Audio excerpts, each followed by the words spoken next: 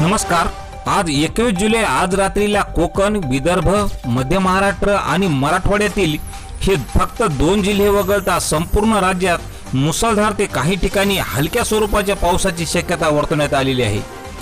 तर याचे विशेष कारण पाऊस पडण्याचे म्हणजे बंगालच्या उपसागरामध्ये कमी दाबाचे क्षेत्र निर्माण झाले असून मान्सूनचा आस दक्षिणेकडे आहे।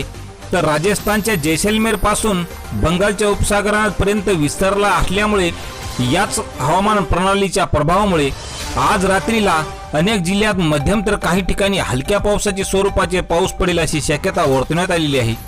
तर प्रामुख्याने यामधील कोकणातील रायगड, रत्नागिरी, सातारा या जिल्ह्याला, तर विदर्भातील अकोला, अमरावती, वर्धा, नागपूर, यवतमाळ या जिल्ह्यात जोरदार ते अतिजोरदार पावसाचा ऑरेंज अलर्ट दिलेला आहे।